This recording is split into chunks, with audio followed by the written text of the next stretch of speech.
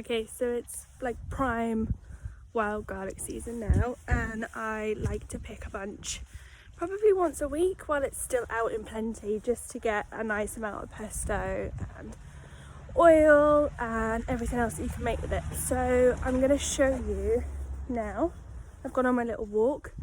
I'm about 20 minutes from my house, and there is just the most beautiful patch of wild garlic down this lane. So it's pretty much the whole lane.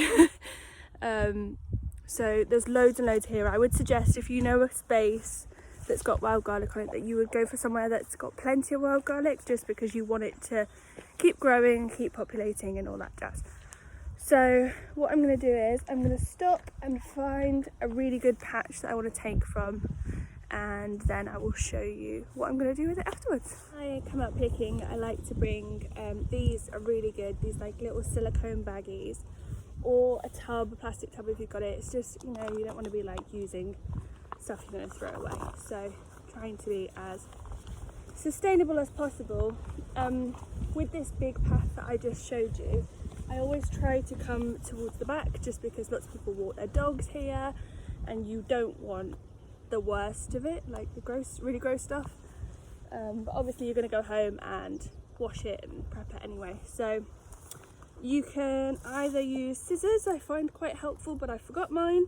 So I'm just going to pick from as low as possible, just to get a nice amount of stalk. And you can just grab it in bunches like this.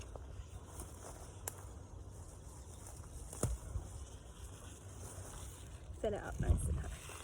I'm lucky with this patch because there's so much of it, so I try and take a big lump sum at one time. So I've got a bag full here. I'm going to take another bag full because I'm going to make big batches of pesto and oil. My pesto recipe usually takes between 100 and 150 grams of wild garlic, unless you're going to bring your scales out. Obviously you're just going to guess. One thing to remember with wild garlic is it does look like a lot of other things. So if you take a look at it, smell it, usually break the stalk, give it a rub. I mean, it stinks of garlic, or quite similar to spring onion, because it's a ramson, they're all the same family. You're going to smell it before you see it, but as I say, I'm no expert forager. I don't want to give you any wrong advice. I know wild garlic, and that's why I pick wild garlic. If you've got a book or something like that, that's really helpful. I would always look up whatever you're thinking of foraging, and also don't eat anything until you've correctly identified it. So pick it, take it home. If you think that's right, get on Google, get in some books, double check, you know, it's got a lot of qualities that you can easily identify. The one last thing that I would say about wild garlic is it's usually in darker, damp places near water. So on this lane, it's quite dark and damp, it's a country lane, it gets muddy really easily. So there's lots of water about, and there's also a small river down the bottom again. So looking for those kinds of environments rather than really sunny, really dry kind of environments. Making sure in this current climate, I feel the need to say that you're socially distancing when you're foraging and you're keeping safe. I've always got hand sanitizer in my bag, so once I've picked it, I'll sanitize my hands.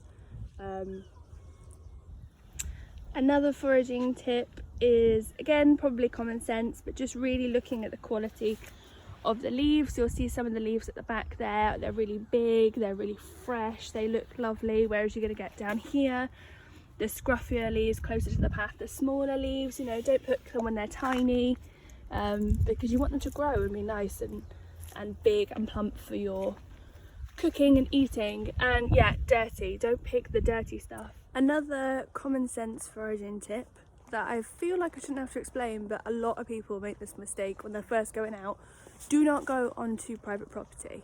Do not go onto someone's land to pick some wild garlic. It's not worth it, it's illegal, you're gonna get into a lot of trouble. I found this public footpath on a walk, because obviously that's all we've been doing during quarantine, is just walking, and it's so nice. I guess my last tip is to just really enjoy it. It's not a chore. Going out and foraging is a nice thing. It's a nice thing to do. I've noticed during lockdown how much we've been out in nature, because it's obviously all we've been allowed to do. So going for walks, taking a baggie, taking some hand sanitizer, some gloves, and just seeing what you see. Like, it's a lovely experience. It makes me feel so happy just being out in nature. And you know, usually it's really quiet and you can just have a nice time with it.